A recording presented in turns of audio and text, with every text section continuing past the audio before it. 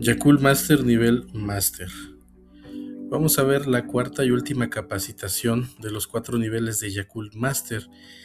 En esta ocasión, vamos a empezar hablando sobre lo que es el proceso de elaboración de los productos de Yakult. Muchas de ustedes seguramente ya acudieron a la visita a fábrica, ya sea de manera presencial o virtual. Y aquí simplemente hay que recordar la calidad de que contienen nuestros productos. Primero que nada, el proceso de producción inicia en el almacén, donde se seleccionan las materias primas de la mejor calidad para poder elaborar nuestros productos y pues que también salgan con la mejor calidad posible para nuestros clientes. Después, en el proceso de preparación se mezcla principalmente lo que es la leche junto con el azúcar para crear una mezcla que posteriormente va a servir como base de nuestros productos. Pasa primero por un proceso de laboratorio donde se analiza que los materiales que se están utilizando, los ingredientes y todo el proceso, sea seguro para poder continuar con el proceso de producción, que no contenga ningún tipo de microorganismo que pueda causar algún riesgo a nuestro consumidor y sobre todo que las proporciones sean las adecuadas. Una vez que se hace esta mezcla, se procede a agregar lo que es el cultivo de los lactobacillus casei shirota y se meten en lo que es el tanque de fermentación, donde los lactobacillus casei shirota van a permanecer por 7 días continuos a una temperatura de 37 grados centígrados. Lo que va a ocurrir a esta temperatura es que los lactobacillus casei shirota se van a estar reproduciendo y multiplicando para poder darle a nuestro producto la cantidad adecuada de lactobacilos por cada envase. Posteriormente, la mezcla va a pasar por una máquina llamada el homogeneizador, que es una máquina donde se mezclan todos los ingredientes de manera uniforme para que todos se puedan integrar de una manera adecuada, para que no haya ninguna separación de ingredientes y pues todo lo que es la consistencia de nuestro producto sea la indicada. Una vez que ya pasa por este proceso, pues el producto ya está listo para envasarse. Pasa por lo que es el proceso de embotellamiento, donde se va a agregar lo que es el producto a los envases plásticos que ya conocemos y se va a agregar la tapa de aluminio con un sellado térmico para que no sea necesario agregar ningún tipo de adhesivo ni cierre mecánico. Posteriormente va a pasar a la cámara de conservación, la cámara de enfriamiento, no sin antes pasar nuevamente por un proceso de laboratorio donde se va a verificar que el producto contenga la calidad adecuada, la cantidad de lactobacilos y por supuesto que sea apto para el consumo de las personas. Una vez que se realiza este proceso pasa a lo que es la cámara de enfriamiento, donde ya está listo para poder ser transportado a las diferentes sucursales, cuidando siempre lo que es la cadena de refrigeración, desde que sale de nuestra planta de elaboración hasta que llega a las manos del cliente. Recordemos que es importante mantener esa cadena de frío y no debemos romperla por ningún motivo, para que los lactobacilos pues lleguen con la calidad adecuada y las condiciones correctas a las manos de nuestros clientes consumidores. Una vez que el producto sale de lo que es este proceso de producción, pues cada uno de nuestros productos va a tener una fecha inicial de caducidad de 30 días. Hay muchas veces que nos preguntan por qué una caducidad tan corta.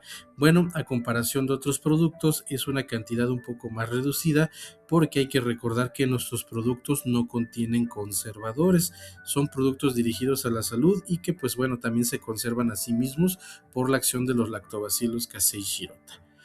Y vamos a empezar también este curso y vamos a continuar con un tema que vimos en las capacitaciones anteriores en nivel avanzado y nivel superior, que es el tema de los folletos Kencho. En este caso, vamos a hablar sobre nuestro folleto Kencho número 4, que podemos reconocer con el color verde. En Máster avanzado vimos Kencho 1, color azul. En Máster superior vimos Kencho 2 con color amarillo y Kencho 3 con el color rosa. Y en este caso vamos a ver Kencho 4 con el color verde, que nos va a hablar sobre el sistema inmunológico. Y este tema también es muy interesante y muy complejo. Vamos a iniciar primero definiendo qué es el sistema inmunológico. En este caso, lo que es nuestro sistema inmune, pues básicamente es nuestro sistema de defensas, es lo que protege nuestro cuerpo y está formado principalmente por células y moléculas que tienen la tarea de identificar, atacar y también sobre todo eliminar todos lo que son sustancias y lo que son agentes patológicos que nos pueden causar algún tipo de enfermedad, llámense virus, bacterias o incluso células cancerígenas y bueno, pues obviamente también sustancias que puedan poner en riesgo nuestra salud. Existen tres tipos de inmunidad. En este caso tenemos primero lo que es la inmunidad innata. ¿Qué significa la inmunidad innata? Pues digamos que son nuestras células de defensa o lo que es nuestro sistema inmunológico que traemos desde el nacimiento. La inmunidad innata, pues básicamente inicia desde que nosotros nacemos. Depende de varios factores, como por ejemplo, pues obviamente lo que es la genética, la alimentación de la madre cuando el bebé pues se encuentra todavía en el útero y bueno pues diversos factores, ¿verdad? Es las defensas que nosotros traemos de nacimiento. ¿Sale? Es la que nos protege durante nuestra edad temprana. Y bueno, pues obviamente también aquí vamos a encontrar un tipo de células de defensa muy importantes que vamos a ver más adelante, que son las células natural killer. El segundo tipo de inmunidad es la inmunidad adquirida, que es la que vamos obteniendo a lo largo de los años y pues bueno, principalmente la obtenemos pues por dos tipos, digamos, de factores principales, lo que es obviamente enfermándonos al momento de contraer algún tipo de enfermedad causada por alguna bacteria, algún virus, pues nuestro sistema inmunológico se va entrenando, va generando una memoria que nos va a ayudar a protegernos en caso de que ese virus o bacteria vuelva a atacarnos en un futuro.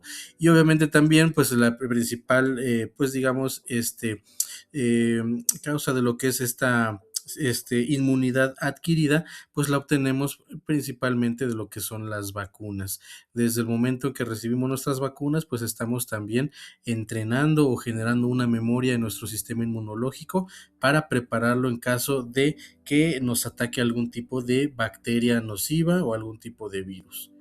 Y el tercer tipo de inmunidad tenemos la inmunidad pasiva. ¿De qué se trata esta inmunidad? Pues es una, digamos que es una protección externa y de una breve duración que la obtenemos al momento de consumir la primera leche materna que nos proporciona nuestra madre. En la primera toma de leche materna pues se encuentra una gran cantidad de células de defensa que nos van a proteger por un periodo corto pero muy importante, que es al momento de nacer, para pues obviamente tener a nuestro bebé protegido durante las primeras horas de vida, ya que su sistema inmunológico pues apenas se va a empezar a desarrollar. Y vamos a ver las primeras barreras de defensa con las que contamos para proteger nuestro organismo. Tenemos barreras externas que nos protegen de diferentes agentes y bueno, la principal de ellas es la piel. La función de la piel es obviamente aislar todos nuestros órganos del exterior para evitar pues que se contaminen con alguna bacteria o algún virus. Tenemos también los lagrimales que protegen nuestros ojos de todos los agentes que pueden llegar pues a contaminar nuestros ojos para poder eliminarlos de manera fácil. También tenemos la saliva, donde se contiene una buena cantidad de células inmunitarias y también las diversas mucosas con las que cuenta nuestro cuerpo, ¿no? Llámese las mucosas de la parte de lo que es el tracto respiratorio, la nariz, la garganta y que nos van a proteger también de los virus que pueden entrar por las vías respiratorias. Y bueno, ¿cómo se compone el sistema inmunológico? Se compone principalmente de células y moléculas que se encuentran en diversas partes de nuestro organismo, pero también algo muy importante que hay que saber es que dentro de nuestros intestinos se genera más del 50% de nuestro sistema inmunológico. Recordemos que en los intestinos se absorben los nutrientes de los alimentos y es un punto muy importante pues para lo que es el transporte de energía, el transporte de nutrientes para todo nuestro cuerpo. A partir de los intestinos se genera pues una gran cantidad de venas y arterias que pasan por todo nuestro cuerpo y desde ahí se reparten los nutrientes y también lo que son las células de defensa para todo nuestro organismo. Aquí vamos a platicar un poco sobre las funciones de las células inmunitarias. Fíjense que tenemos tres tipos de células de defensa y cada una cumple una función en particular. Tenemos primero lo que son las células que detectan, en este caso tenemos unas células llamadas macrófagos, que son células de reconocimiento. Vamos a poner un ejemplo, es como si nosotros, imagínense que tuviéramos un lugar que hay que cuidar, ¿no? Imagínense como en las películas, un museo, un banco, ¿no? Donde se está protegiendo algo muy valioso, ¿no?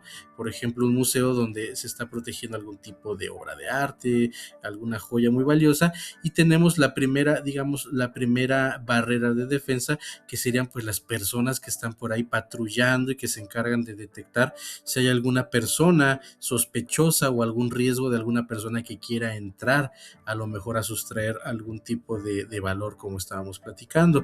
Esa misma función hacen las células macrófagos. Es una célula de reconocimiento. Lo que hacen es detectar un posible riesgo a nuestra salud. Tenemos después lo que son las células que se encargan de informar. En este caso es un tipo de células llamadas células tipo T, que lo que hacen es activar lo que es nuestro sistema de defensas y empezar a atacar. Imagínense que las células que informan es como las personas que detectan a alguna persona sospechosa, entonces se comunican a lo mejor por el radio, por su comunicación, y pues llega a las personas que están vigilando, ¿no? Las personas que se encargan de la vigilancia, pues checando las cámaras posiblemente, y en este caso su función va a ser justamente iniciar lo que es el ataque, iniciar lo que son pues los procesos de defensa para evitar que esa bacteria o ese virus siga avanzando. Y por último tenemos el tercer tipo de células de defensa, donde se encargan de destruir a células pues también cancerígenas y a todos estos virus que nos pueden atacar. En este caso tenemos un tipo de células llamadas células NK o Natural Killer, que su función es atacar y eliminar a esas bacterias y virus que nos están poniendo en riesgo, ¿no? Ya sería, por ejemplo, en el ejemplo que les estoy poniendo, pues ya serían las personas de seguridad encargadas de ir y arrestar o sacar a las personas que están poniendo en riesgo pues esta situación del ejemplo que estamos comentando. Son los tres tipos de células de defensa que nos van a estar protegiendo al momento de detectar, activar nuestro sistema inmunológico y eliminar a los virus y bacterias que nos están poniendo en riesgo. Y hablando de las células natural killer, bueno, son un tipo de células llamadas asesinas naturales en español, natural killer, y son pues consideradas parte del sistema inmunológico innato que traemos desde que somos pequeños, ¿no? Desde que nacemos prácticamente. Y son células que se encuentran o provienen principalmente de órganos como lo que es la médula ósea y tienen funciones muy importantes como lo que es atacar y eliminar células cancerígenas. Y estas células natural killer pues son un indicador de cómo se encuentra nuestro sistema inmunológico. Dependiendo de la actividad de estas células natural killer, pues también nosotros vamos a poder identificar pues qué tan activo, qué tan saludable está nuestro sistema inmunológico. En nuestro folleto Kencho, en la parte de atrás, Kencho del sistema inmune color verde, podemos ver un gráfico donde podemos ver, pues bueno, aquí cómo va elevándose lo que es la función de nuestro sistema inmunológico. Si se dan cuenta, al momento de pues estar en una muy corta edad, entre 0 y 10 años, pues el sistema inmunológico recién se va activando, se va formando, llega a su pico más alto después de los 20 años, entre los 20 y 23 años es donde se encuentra la máxima actividad de nuestras células inmunitarias. Posteriormente, después de esa edad, después de los 25 o 30 años, nuestro sistema inmunológico va bajando en cuanto a su actividad. ¿A qué se debe esto? Pues obviamente a la edad, al desgaste, al propio metabolismo que va cambiando y sobre todo, pues también a los hábitos que manejamos los adultos, lo que es el estrés, el trabajo, el no descansar bien, los malos hábitos alimenticios. todo eso va a afectar justamente lo que es nuestro sistema inmunológico. Entonces hay que recordar también que algo importante es que consumiendo los lactobacilos casei shirota, pues podemos ayudar a activar y a mantener en buen funcionamiento estas células natural killer y pues también nuestro sistema inmunológico en general. Y bueno, hablábamos justamente de lo que son los factores que van a ayudarnos a mantener nuestro sistema inmunológico en buen estado y obviamente pues bueno incluye lo que son hábitos saludables.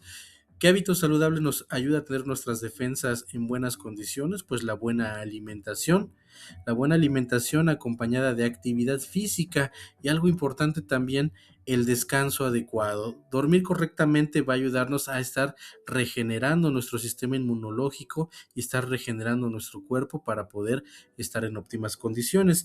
Los hábitos que afectan el sistema inmune, bueno, pues obviamente es una mala alimentación, pasar periodos muy prolongados de ayuno o entre comidas, comer alimentos que no son adecuados para nuestro organismo. El consumo de medicamentos también puede llegar a afectar nuestras bacterias intestinales, que también forman parte o juegan un papel muy importante en la producción de nuestras células de defensa. Y por último, también el estrés. El estrés es un factor que actualmente afecta muchísimo a la población mexicana, sobre todo, bueno, en esta edad adulta, donde pues debido a lo que es el trabajo, las preocupaciones, el estrés, bueno, también las defensas pues van decayendo bastante. Entonces es importante el buen manejo del estrés también para que el sistema inmune se encuentre trabajando de forma correcta. Y a continuación vamos a ver un estudio que se realizó allá en Reino Unido, donde se trataba de pues verificar o comprobar cómo los lactobacilos casei shirota o el consumo de probióticos podía influir en lo que es la producción de células de defensa o en la actividad del sistema inmunológico. Lo que se hizo fue un experimento en esta universidad de Loughborough en Reino Unido, donde se tomó a dos grupos de personas, cada uno de 42 deportistas de alto rendimiento. ¿Por qué deportistas? Porque al ser deportista de alto rendimiento, al tener una actividad física tan prolongada o tan fuerte, el ejercicio también en exceso o con un ritmo muy pesado también afecta lo que es la producción de defensas. El cansancio, el agotamiento también va a afectar lo que es el sistema inmunológico. Entonces, en deportistas de alto rendimiento es muy frecuente también encontrar que son muy susceptibles a infecciones del tracto respiratorio, justamente por este desgaste que se crea y la baja en lo que es su sistema inmunológico. Lo que se hizo en este experimento, bueno, fue dividir a los deportistas en dos grupos, como mencionábamos. En el grupo número uno, pues se les estuvo dando a consumir 2 piezas de una bebida con lactobacilos casei shirota durante un periodo de 16 semanas. Al grupo número 2 se le estuvieron dando de consumir 2 piezas de un placebo. ¿Qué es un placebo? Bueno, pues es una sustancia con las mismas características que tenía el primer grupo, pero sin el ingrediente principal o el ingrediente activo, que son los lactobacilos casei shirota, simplemente asemejando la misma consistencia, sabor, color, para que no influyera eso pues en la percepción de sentirse bien o sentirse mal. Y pues también por un periodo de 16 semanas. ¿Qué fue lo que se descubrió con este experimento? Bueno, pues los resultados fueron que se estaba midiendo lo que es la incidencia de infecciones en el tracto respiratorio superior, básicamente lo que son infecciones respiratorias, ¿no? En la garganta, en lo que son las vías respiratorias. Y bueno, se descubrió que en los deportistas que estuvieron consumiendo los lactobacilos casei shirota, del total de deportistas que se estuvieron estudiando, un 60% pues contrajo lo que son infecciones respiratorias, pero un 40% no se contagió o no contrajo ningún tipo de infección respiratoria. Aparentemente, bueno, este número a lo mejor no suena muy alto, pero si lo comparamos con los deportistas que no consumieron los lactobacilos casei shirota, podemos ver una gran diferencia, donde el 90% de estos deportistas sí contrajo una enfermedad respiratoria y únicamente el 10% pues estuvo sano o evitó enfermarse. Obviamente todo esto depende de diversos factores, ¿verdad? Como la salud en general, la genética y sobre todo pues diversos factores como la alimentación, la actividad física, el descanso, etcétera. Pero se puede apreciar una clara diferencia entre los deportistas que consumieron y los que no consumieron lactobacillus casei shirota. Estamos hablando de una diferencia de 4 veces más, pues lo que es la resistencia a este tipo de infecciones respiratorias. Y bueno, ¿cómo se detectó esto, no? Como conclusión, bueno, tenemos que los beneficios sobre el sistema inmunológico se pueden notar o se pudieron notar al momento de medir lo que es un tipo de célula o de agente inmunitario, que es la inmunoglobulina tipo A. La inmunoglobulina tipo A, pues son células de defensa que se encuentran en grandes concentraciones, principalmente en lo que es nuestra saliva. Entonces, este estudio no fue solamente entrevistar personas y contar quiénes se enfermaban y quiénes no, sino que se hizo un análisis real de cómo se estaba pues contabilizando lo que son estas células de defensa en la saliva de estos deportistas, donde pues se tenía un resultado claro que los deportistas que consumían lactobacillus casei shirota tenían mayores concentraciones de inmunoglobulina tipo A, que también es un indicador de cómo se encuentra nuestro sistema inmunológico. Y bueno, aquí está la imagen de nuestro folleto Kencho de sistema inmune, donde podemos ver al frente pues un poco la explicación que vimos acerca de qué es el sistema inmunológico, y en la parte trasera vemos la gráfica donde podemos enseñarle a nuestro cliente cómo la actividad de nuestro sistema inmune va a depender mucho de nuestra edad, pero también le podemos hacer mención más abajo que la actividad de nuestras defensas depende también pues de los diversos hábitos de salud que podemos llevar a cabo, ¿no? Los malos hábitos disminuyen nuestra actividad de defensas y los buenos hábitos de salud van a ayudar a que nuestras defensas estén fortalecidas. Y por último viene la imagen de nuestros 5 productos en el folleto, y nunca debemos de olvidar que consumir productos Yakult diariamente mejoran nuestra salud intestinal.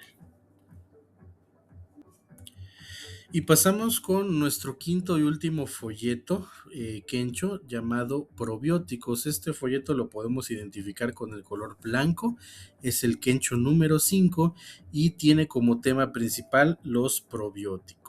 Y lo primero que nosotros hacemos es definir o recordarle a nuestro cliente qué es un probiótico. Aquí iniciamos con una pregunta que podemos hacer a nuestros clientes. ¿Sabe usted qué son los probióticos? Y recordemos que los probióticos son bacterias benéficas y vivas que tienen la capacidad de llegar vivas hasta los intestinos. Recuerden que los lactobacilos casei shirota, pues también al ser consumidos diariamente, nos pueden ayudar a mejorar las funciones de nuestra microbiota intestinal. Los factores, nuevamente aquí nos recuerda los factores que pueden afectar lo que es nuestro sistema inmunológico, como vimos en el Kencho anterior, lo que es la mala alimentación, el estrés, el mal descanso, lo que es el cansancio y el consumo de medicamentos puede afectar nuestra salud y sobre todo el funcionamiento de nuestro sistema inmunológico. Y bueno, hablando de probióticos, vamos a hablar sobre otro estudio también que se hizo sobre lo que es la incidencia, lo que es el beneficio de consumir probióticos en lo que es la salud intestinal. Aquí vamos a ver primero algo importante. La India es el primer lugar mundial, ocupa el primer lugar mundial de mortalidad infantil. Desafortunadamente, las enfermedades diarreicas pues son la segunda causa de muertes en niños, sobre todo menores a 5 años, pues según pues lo que son conteos o análisis que hace la Organización Mundial de la Salud. ¿Por qué estos niños? Pues obviamente porque estos niños en esta etapa, en esta edad, de los 0 a los 5 años, pues se encuentran muy vulnerables, ya que su sistema de defensas recientemente se está empezando a desarrollar. Entonces, por ahí de los años 90 se empezó a estudiar, pues, cómo el consumo de probióticos podía influir en lo que es la salud intestinal, sobre todo estos niños que estaban pues en un lugar donde pues todos sabemos, ¿verdad?, que en la India pues se carece pues de muchos sistemas de salud, mucho conocimiento y muchas prácticas de salud, sobre todo en la preparación de los alimentos. ¿Qué es lo que se hizo en este estudio? Bueno, también se realizó un estudio en Calcuta, allá en India, donde se realizó este ensayo utilizando, bueno, lo que son también dos grupos formados en total, bueno, por 3.585 niños en edades entre 1 y 5 años. ¿Cómo se dividieron estos grupos? Bueno, al primer grupo, también al igual que los deportistas que vimos anteriormente, se les dio a consumir diariamente 65.000 litros de una bebida con Lactobacillus casei shirota. A la otra mitad de estos niños, al segundo grupo, simplemente se les dio un placebo, ¿no? Era el mismo líquido, digamos la misma consistencia, pero no contenían el ingrediente principal, que son los Lactobacillus casei shirota. Este ensayo se practicó durante 12 semanas, durante las cuales, bueno, estos niños estuvieron pues consumiendo estas bebidas diariamente. Hubo 12 semanas de observación para ver la incidencia de casos de diarreas o infecciones intestinales. Y bueno, ¿cuál fue el resultado? Se logró registrar un 14% menos de incidencia de diarreas a través de lo que es el consumo de los Lactobacillus casei shirota. Como conclusión, bueno, se llegó a que se sugiere que, bueno, el consumir probióticos todos los días puede ayudarnos a lo que es la prevención de la diarrea aguda en niños, sobre todo en zonas muy marginadas. Aquí este número a lo mejor puede parecer no muy impactante, no muy relevante, 14% menos, pero recordemos que el estudio se hizo en un lugar donde pues los niños se encontraban pues prácticamente en condiciones muy precarias de salud y de alimentación. Entonces aquí podemos ver que realmente el consumo de probióticos ayuda justamente a disminuir lo que son las incidencias de problemas como las diarreas agudas en niños. Y vemos aquí la imagen de nuestro folleto Kencho número 5 de probióticos, donde vemos la parte frontal y la parte trasera, donde como siempre recuerda que los productos de Yakult contienen más de 8.000 millones de lactobacillus casei shirota y la imagen de nuestros 5 productos. Y bueno, también nos recuerda que tener intestinos sanos conduce a una larga vida. Y bueno, ya hablamos de probióticos y en este caso vamos a hablar de un nuevo concepto llamado los prebióticos. No está mal escrito, está correcto, es prebiótico. ¿Cuál es la diferencia o qué son los prebióticos? Pues los prebióticos son principalmente fibras vegetales que nos van a ayudar a al crecimiento de bacterias benéficas dentro de nuestros intestinos, como por ejemplo los lactobacillus casei shirota de los productos de Yakult, y da lugar a una reducción de bacterias nocivas. ¿Qué quiere decir? Que estas fibras, estos alimentos llamados los prebióticos, básicamente van a servir de alimento para las bacterias benéficas como los lactobacillus casei shirota. Y aquí podemos ver unos ejemplos. Podemos ver que estas sustancias o estas fibras, pues bueno, las podemos encontrar en alimentos muy saludables como por ejemplo la miel, el centeno, en los plátanos, en la cebolla, en los espárragos, en la avena, en diferentes tipos de cereales, sobre todo cereales integrales, que si nosotros combinamos estos alimentos junto con los probióticos de Yakult, pues el resultado va a ser mucho más significativo, mucho más evidente. Recuerden que siempre el consumo de probióticos debe ir acompañado con hábitos de salud, pero si nosotros podemos incluir Los probióticos, junto con estos alimentos prebióticos, las bacterias se van a desarrollar y van a crecer de una manera más adecuada, y eso va a ayudar a que nuestros intestinos estén mejor protegidos. Imagínense que le recomendamos a un cliente que se haga su licuado de plátano con avena y que le agregue un frasco de Yakult, o que le agregue un Soful LT para cucharear, ¿no? Con eso vamos a ayudarle al cliente a que tenga un alimento más completo, y sobre todo que los lactobacilos pues puedan tener el alimento adecuado para desarrollarse de manera correcta. En este caso, bueno, los prebióticos. Y recordemos que pues la alimentación es la base principal para mantener nuestra salud. En este caso vamos a ver también en este tema de Master, un tema que es muy frecuente, desafortunadamente es muy frecuente, y que pues yo creo que todos nos hemos topado con varios clientes que llegan a padecer pues lo que es el problema de la diabetes. Y bueno, ¿cuál es la definición o qué es la definición de diabetes? La Organización Mundial de la Salud la define como una enfermedad crónica. ¿Qué quiere decir? Que una vez que la padecemos ya no se puede quitar o no se puede curar. Entonces es una enfermedad crónica que aparece cuando el páncreas no produce insulina suficiente, o cuando el organismo no utiliza esta insulina que está produciendo el páncreas. ¿Qué es la insulina? Bueno, primero que nada hay que saber que nuestro cuerpo necesita azúcares para funcionar, nuestro cerebro necesita azúcares para poder cumplir con sus funciones, y también nosotros necesitamos azúcares que pues nos van a proporcionar energía para que nuestras células pues cumplan con sus funciones de reproducción, de transporte de nutrientes. Necesitan energía proveniente de los azúcares. ¿Qué es lo que hace, cuál es la función de la famosa insulina que produce nuestro páncreas? Imagínense que nosotros tenemos que meter los azúcares adentro de nuestras células. La insulina es como si fuera una llavecita que va a abrir nuestras células para que el azúcar pueda entrar, ¿sale? Entonces lo que hace la insulina es agarrar el azúcar, abrir la célula y meter el azúcar para poder convertirla en energía. Entonces, ahorita vamos a hablar un poquito de los tipos de diabetes, pero cuando una persona contrae este problema de la diabetes, pues los azúcares no pueden ser procesados y andan libres por todo nuestro cuerpo. Normalmente cuando ocurren este tipo de cuestiones, puede haber dos fenómenos que ocurren dependiendo de la cantidad de azúcar o glucosa que se encuentra dentro de nuestro cuerpo.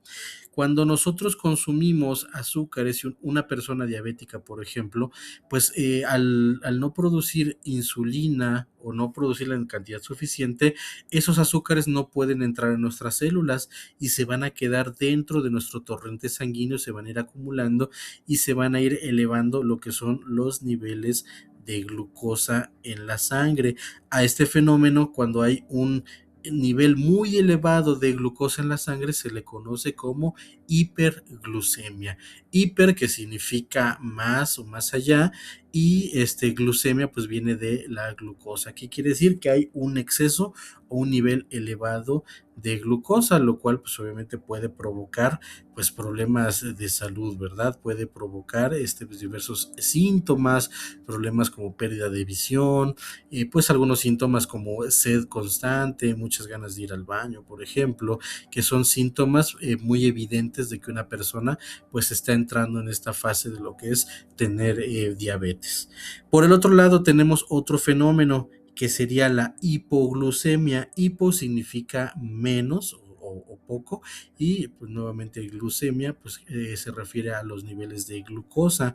Estos niveles de glucosa, cuando se encuentran por niveles por debajo de los 70 miligramos por decilitro, pues pueden provocar diversos síntomas pues un poquito más fuertes, ¿no? Como por ejemplo lo que son desmayos, de repente vómitos, sentirse mal, ya incluso problemas más graves como lo que son convulsiones, o incluso caer en coma por este déficit de lo que es azúcar dentro de lo que es nuestro cuerpo. ¿Esto por qué ocurre? Bueno, cuando una persona ya está pues consumiendo o inyectándose lo que es la insulina de forma medicinal, por decirlo de alguna manera, pues bueno, a veces nuestro cuerpo se puede desbalancear o desequilibrar y podemos, pues digamos, contrarrestar o bajar los niveles de glucosa a un nivel que es demasiado bajo y eso ya puede afectar las funciones de nuestro cerebro. Y bueno, vamos a ver que hay hasta tres tipos de diabetes. En este caso, bueno, vamos a ver primero lo que es la diabetes tipo 1, que anteriormente se le denominaba como insulino dependiente o diabetes juvenil. ¿Por qué? Porque, bueno, se encontraba sobre todo a tempranas edades y se caracteriza por la ausencia de síntesis de insulina, que quiere decir que por alguna cuestión principalmente genética, pues nuestro páncreas no está produciendo, pues digamos, insulina suficiente o por una cuestión nuevamente de genética, pues nuestro sistema inmunológico empieza a atacar lo que es el páncreas y no deja que se produzca insulina, lo que va a provocar pues que cuando nosotros consumamos algún tipo de azúcar, inmediatamente se van a disparar los niveles de glucosa en la sangre. Tenemos la diabetes de tipo 2, que también anteriormente era llamada no insulino dependiente o diabetes del adulto, porque ya no se le llama diabetes del adulto porque pues actualmente podemos encontrar este tipo de diabetes desde niños, adolescentes. ¿Y cómo se caracteriza este tipo de diabetes? Pues pues es principalmente generada, si hay un factor genético, sí tiene mucho que ver el haber tenido parientes que ya padecieron diabetes, tiene que ver el factor genético, pero la principal causa son nuestros hábitos alimenticios, el consumo de excesivo de azúcares refinadas y obviamente una baja actividad física pues da lugar a lo que es un exceso de peso y pues también a lo que es el exceso de glucosa en la sangre. En este caso, bueno, nuestro páncreas deja de producir suficiente insulina, lo que va a provocar los niveles elevados de glucosa dentro de nuestro organismo. Y tenemos también otra diabetes que se llama la diabetes gestacional, que es un tipo de diabetes o de hiperglucemia, digamos que una cantidad elevada de glucosa que se puede dar por primera vez durante el embarazo, que puede ser transitoria, esta sí puede permanecer únicamente durante el embarazo, y es por una cuestión de producción de hormonas. Hay ciertas hormonas que se pueden llegar a producir durante el embarazo, que lo que van a hacer es evitar que el páncreas esté generando insulina suficiente, y también puede ocurrir un tipo de diabetes, digamos, de manera transitoria o de manera temporal, que pues obviamente afecta únicamente a lo que son las mujeres embarazadas. Bueno, aquí unos datos y cifras que también, bueno, son importantes, desafortunadamente también son muy alarmantes, donde nos dice que la diabetes desafortunadamente es una importante causa de problemas como la ceguera, insuficiencia renal, lo que es infartos de miocardio, accidentes cerebrovasculares y pues también desafortunadamente amputación de los miembros inferiores, que es muy frecuente. ¿Esto por qué ocurre? Porque los niveles excesivos de azúcar dentro de nuestra sangre pueden ir deteriorando las paredes de nuestros vasos sanguíneos, lo que puede provocar, pues en este caso, afectación a lo que es nuestros glóbulos oculares y también, pues bueno, el deterioro de estos vasos sanguíneos puede derivar en problemas cardiovasculares o problemas de corazón. Entonces, estos son unas cifras y datos que hay que tener en cuenta y sobre todo pues también hay que recordar algunas recomendaciones. Si tenemos algún cliente que padece o que piensa que puede padecer este tipo de problemas, pues no está de más recordarle también pues el llevar hábitos saludables para evitar este tipo de enfermedades. Lo primero pues es una dieta saludable. La alimentación es la base de lo que es nuestra salud en general. La actividad física regular también nos va a ayudar a prevenir este tipo de problemas, porque al estar consumiendo o quemando estos azúcares vamos a evitar que se almacenen o que se encuentren niveles altos dentro de nuestro torrente sanguíneo, el mantenimiento de un peso corporal normal y saludable, y sobre todo evitar pues algunos hábitos como el consumo de tabaco o de alcohol, que también pues pueden pues conllevarnos a lo que es desarrollar el tipo de diabetes número 2. Y pues también pues hay que recordar que los hábitos de salud van a ayudar a prevenir o a retrasar la aparición de estos problemas. Y bueno, justamente una de las causas de este problema mencionábamos, pues son los problemas de obesidad. La Organización Mundial de la Salud define la obesidad como la acumulación anormal o excesiva de grasa perjudicial para la salud, además de ser un factor de riesgo para personas pues que tienen enfermedades crónicas, ¿no? Pues es obviamente principalmente una causa de problemas como la diabetes, enfermedades cardiovasculares e incluso cáncer, ¿no? Por tener una mala alimentación. ¿Cómo podemos medir o saber si estamos o alguna persona está en un grado de obesidad, ¿no? Cuando es un peso normal, cuando estamos en sobrepeso o cuando podemos tener ya un problema de obesidad. Para esto, bueno, vamos a utilizar algo que se llama el índice de masa corporal. En este caso, bueno, digamos que es una medida o es una fórmula que nos va a ayudar a determinar, pues, digamos, si estamos en una cuestión de sobrepeso o de obesidad. Digamos que esto lo que hace es ayudarnos a repartir todo nuestro peso según nuestra estatura o según el tamaño o el espacio que ocupa nuestro cuerpo. Obviamente, mientras más peso haya en un espacio más pequeño, pues digamos que estamos encontrando pues una masa mucho más grande, ¿no? Una masa corporal mucho más grande, ¿no? Esto es obviamente pues obviamente la acumulación de grasa dentro de lo que es nuestro cuerpo.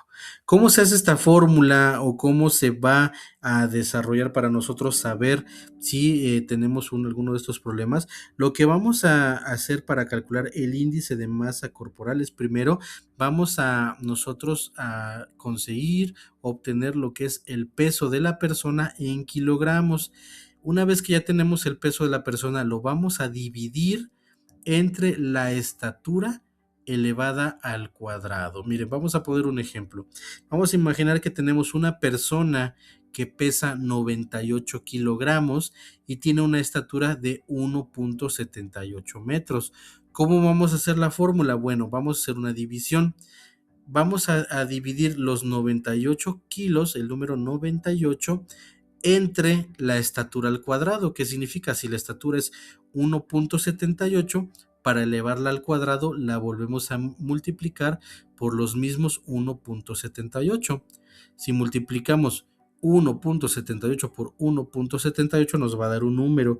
Este número es 3.1684. Ahora, el peso en kilogramos, 98 kilogramos, lo dividimos entre 1.1684, que es el resultado de la altura elevada al cuadrado. Entonces, al dividir estos 98 entre 3.1684, nos va a dar un factor o nos va a dar un número. Este número es el que se conoce como índice de masa corporal. Por ejemplo, aquí vamos a ver que para la persona que pusimos de ejemplo, tenemos un índice de masa corporal de 30.93. Y aquí lo que nos dice es que si una persona está por debajo de un índice de masa corporal de 25, pues digamos que es un peso normal. Cuando la persona tiene de 25 a 29 en su índice de masa corporal, ya se encuentra en sobrepeso. Pero si la persona está arriba del índice de masa corporal 30, ya se puede considerar que es una persona con obesidad. Entonces, bueno, les invito a que hagan su operación, pongan sus propios datos y pues ya ustedes checan en qué nivel están. ¿Para qué nos sirve esto? Pues obviamente para tomar conciencia y poder realizar las actividades que nos ayuden a tener un peso adecuado. Bueno, y las recomendaciones que podemos llevar a cabo justamente para esto, ¿cuáles son? Bueno, pues obviamente limitar o evitar la ingesta de productos o de alimentos que sean muy elevados en grasas y azúcares. También hay que aumentar el consumo de frutas y verduras, ya que nos van a ayudar pues para obtener fibra, para obtener vitaminas, minerales y sobre todo pues para obtener saciedad, y en vez de estar buscando alimentos altos en grasas y en azúcares. También integrar a la dieta diaria pues alimentos como las legumbres, lo que son los cereales integrales sobre todo, y los frutos secos como las nueces, las almendras, los cacahuates, etcétera, ¿no? Que nos van a ayudar también a darnos grasas buenas, a darnos algo de proteínas, a ayudarnos a mantener la saciedad. También realizar actividad física periódicamente, y aquí la recomendación para los jóvenes es realizar por lo menos 60 minutos diarios de actividad física. En el caso de los adultos, la recomendación es practicar 150 minutos semanales. Si nosotros hacemos actividad de lunes a viernes, pues con media hora de actividad que realicemos, con eso tenemos para poder pues cumplir con, digamos, nuestro objetivo semanal de actividad física. Ojo, algo muy importante que hay que resaltar es que esta actividad física es adicional a lo que es la actividad normal. ¿Por qué? Porque bueno, todos nosotros andamos todo el día caminando, pero esa ya es nuestra actividad normal. Estos 150 minutos a la semana se refieren a una nueva actividad que sume actividad física. Ejemplo, a lo mejor yo ando todo el día pues repartiendo mi producto, pero esa ya es mi actividad normal, mi cuerpo ya está adaptado a ese tipo de actividad. ¿Qué es lo que voy a hacer? Bueno, pues sumarle a lo mejor por las noches media hora de alguna actividad. A lo mejor a alguien le gusta la zumba, alguien hace un poco de ejercicio en su casa, salir a caminar o a trotar por las mañanas, media hora adicionales a lo que normalmente hago. Diversos tipos de actividades nos pueden ayudar a completar lo que es este objetivo. Y bueno, también hablando de la alimentación, vamos a platicar de lo que es el plato del bien comer. ¿Qué es el plato del bien comer? Bueno, es una guía de alimentación que forma parte de la norma oficial mexicana 043 a partir del año 2012. Esta es una guía, digamos, la norma oficial mexicana 043, pues es una norma que nos indica cómo nosotros podemos considerar que nuestros alimentos o que la elaboración de un alimento pues está cumpliendo con todos los requerimientos para aportar nutrimentos de calidad a una persona, o sobre todo pues según sus necesidades de alimentación. Entonces nos va a ayudar a tener una alimentación correcta. Vamos a distinguir tres grupos alimenticios principales en este plato del bien comer. Lo primero es que para tener una correcta alimentación, siempre que comamos debemos de incluir los tres grupos alimenticios que podemos ver aquí en la pantalla. Tenemos primero el grupo que está coloreado de color verde, que incluye lo que son las frutas y las verduras. Si nosotros dividiéramos nuestro plato, imagínense que cada vez que ustedes van a comer, van a repartir los diferentes grupos alimenticios en un platito de estos de fiesta que a veces nos dan, ¿verdad? Cuando vamos a una fiesta nos dan nuestros alimentos en un platito con secciones. Imagínense que es un platito redondo que tiene una división a la mitad, y dentro de una de esas mitades tiene otra división donde está formando dos cuartas partes del plato. Las frutas y verduras siempre deben de abarcar por lo menos la mitad de mi plato. Desafortunadamente, muchas veces comemos y nos olvidamos de incluir verduras. ¿Sale? Las cantidades son importantes también, por lo menos la mitad de mi plato. Si yo me sirvo una porción de arroz y trae 3 cuadritos de zanahoria, eso no quiere decir que estoy comiendo verduras, tiene que ser la mitad de mi plato. La siguiente cuarta parte va a estar formada por los cereales y tubérculos. Cereales como, por ejemplo, la tortilla, que proviene del maíz, que es un cereal, el pan, que proviene de las harinas, como muy comúnmente de trigo, que es un cereal también, la pasta, la sopa, el arroz es un cereal, la avena. Todo esto, todos estos alimentos, bueno, también deben incluirse una cuarta parte de nuestro plato para poder proporcionarnos energía. Y por último, el grupo de color rojo, que son las leguminosas y alimentos de origen animal. Leguminosas como los frijoles, los chícharos, los garbanzos, las lentejas y alimentos de origen animal, que bueno, ya todos conocemos. Nos proporcionan proteínas que ayudan para formar nuestros músculos y nuestros tejidos. Estos alimentos no es necesario consumirlos una cantidad tan grande, con que los incluyamos en la cuarta parte de nuestro plato. Con eso vamos a tener las proteínas suficientes para lo que es nuestro consumo diario. Y además también debemos de considerar que nuestra alimentación siempre debe de ser una alimentación completa.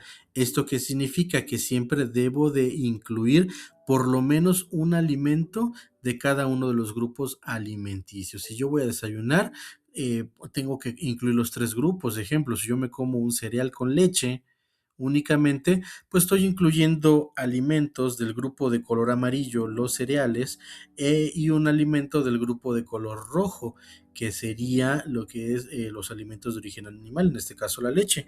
Pero ¿y las verduras y las frutas? Me está faltando, ¿verdad? Si yo por la tarde me como pues un platito de arroz con un bistec, estoy incluyendo el arroz, que es el grupo amarillo de los cereales, el bistec, grupo rojo de alimentos de origen animal. Pero en mi grupo verde de las frutas y las verduras, ¿dónde quedó? Pues bueno, me está faltando incluir alimentos de este grupo. Entonces hay que procurar hacer el hábito de siempre observar nuestros alimentos y ver si nuestro plato está completo con los tres grupos alimenticios. Nuestra alimentación también debe de ser equilibrada. ¿Qué quiere decir? Que los alimentos o los nutrientes de estos grupos pues estén en las proporciones o cantidades adecuadas. Obviamente depende de la actividad o del tipo de persona, pero básicamente es como les comentaba: la mitad de mi plato frutas y verduras, la cuarta parte cereales y la otra cuarta parte alimentos pues de origen animal. ¿Sale? Para que podamos tener pues justamente los nutrimentos necesarios. Mi alimentación también debe ser suficiente, que cubra las necesidades nutricionales de cada persona, les decía yo, según su estatura, según su edad, según su peso, su talla, su actividad física. Tiene que ser lo adecuado. Ninguna persona come lo mismo que otra, porque va a variar pues según su actividad física. Y también pues debe de ser higiénica. ¿Qué quiere decir? Que los alimentos sean preparados y se consuman pues sobre todo con limpieza, y que no nos pongan en ningún tipo de riesgo. ¿Cómo medir las porciones? Aquí es algo importante, ¿verdad? ¿Cómo sabemos cuál es la porción indicada o correcta de cada uno de los alimentos? Cada persona puede pues comer una o más porciones según sus necesidades, e indicado por un profesional de la salud. Sobre todo, para identificar el tamaño de las porciones por cada alimento, se pueden poner como ejemplo, bueno, algunos objetos de la vida cotidiana. Vamos a poner unos ejemplos de cómo medir las porciones. En este caso tenemos algunos ejemplos. Por ejemplo, si yo dentro de mi alimentación voy a consumir una pieza de fruta, o sea, voy a consumir una fruta entera, una pieza, pues yo puedo hacer el comparativo con pues que mi fruta abarque lo que es el tamaño de una pelota de tenis. Ejemplo, si yo me como una manzana, bueno, pues es una fruta que está cumpliendo más o menos con lo que es la proporción o el tamaño que yo debo de consumir. Pero si yo como unas uvas, por ejemplo, pues obviamente pues una uva es una pieza, pero no me va a dar los nutrientes necesarios. ¿Qué es lo que tengo que yo que hacer? Bueno, pues juntar suficientes uvas para que pues formen más o menos el tamaño de una pelota de tenis. Si voy a comer una sandía, pues obviamente una sandía es una pieza de fruta, pero no me la voy a comer entera, ¿verdad? Voy a comer el equivalente a lo que es una pelota de tenis, para poder pues tener esas vitaminas correctas. Si yo voy a consumir dentro de mi plato, recordemos que en un plato debo tener los tres grupos alimenticios. Ya tenemos las frutas, por ejemplo. Bueno, pues si yo voy a incluir queso, imagínense que voy a hacer una quesadilla o tengo unos frijolitos con queso, bueno, pues la medida para este tipo de alimentos como el queso, pues básicamente es un trozo que sea más o menos del tamaño de nuestro dedo pulgar. ¿Por qué? Porque pues los quesos también muchas veces son elevados en grasas, en sodio, en algunos tipos pues de nutrientes que también pueden pues en cantidades elevadas ponernos en riesgo. Pero la medida o la sugerencia es que el queso lo midamos con el tamaño pues de un pulgar, ¿no? Si yo me voy a hacer una quesadilla, bueno, pues más o menos este tanto de queso es lo más correcto, lo más saludable. Si en el caso de la fruta que yo voy a consumir es fruta picada, trozos pequeños, pues yo como voy a medirlo, bueno, pues con lo que es mi puño, ¿no? Yo voy a consumir la fruta, aunque esté picada, aunque esté en trocitos, voy a consumir la cantidad equivalente a mi puño de lo que es fruta picada. En este caso, bueno, también en el grupo de los carbohidratos, de los cereales, ya sea arroz o pasta, ¿cuánto es la cantidad que yo debo de incluir en mi plato? Bueno, pues aquí nos hace referencia también a lo que es un puño en total, ¿no? Con un puño de arroz, un puño de sopa, de pasta, vamos a tener lo necesario para pues tener energía, ¿ok? Y por último, bueno, por penúltimo más que nada, tenemos cómo medir si vamos a consumir algún tipo de carne que esté así en forma de filete o de bistec. Si yo voy a comerme un bistec, una pechuga de pollo, tal vez un bistecito de pollo, lo que yo voy a hacer es compararlo con la palma de mi mano. Yo voy a comer el equivalente a esta área, ¿no? A lo que es mi mano. Esa es la cantidad de carne o de filete que yo pues debería estar incluyendo en mi alimento. Y por último, si lo que vamos a incluir es una ensalada, las ensaladas son de los alimentos más saludables que podemos consumir, muy ricos también. ¿Y cómo lo vamos a medir? En mi plato yo puedo poner hasta 2 puños, ¿no? El equivalente a 2 puños puedo consumir de mi ensalada, incluirla en mi plato. Y bueno, también hay que recordar, ¿no? Que para las personas que están cuidando la alimentación, el consumo de calorías, bueno, también se recomienda dentro de todos nuestros productos consumir la línea LT. Recordemos que la línea LT son productos sin azúcar, bajos en calorías y que sobre todo están endulzados con sucralosa, ¿no? Que es un endulzante que pues su cuerpo no puede absorber y por lo tanto no causa ningún tipo de daño o riesgo a la salud. Y pues hay que recordar que también van dirigidos para personas que están cuidando el consumo de azúcar o que estén cuidando un estilo de vida mucho más saludable. Y bueno, con esto concluye nuestra capacitación del cuarto y último tema de Yakult Master. Las felicito por haber llegado hasta esta etapa, hasta este nivel que es el último de nuestras capacitaciones hasta el momento, Yakult Master. Y también pues les deseo mucha suerte en el examen para que podamos aprobar y concluir con este programa de capacitación que hemos llevado durante los últimos 4 años. Les agradezco mucho su atención y pues mucha suerte en el examen. Muchas gracias.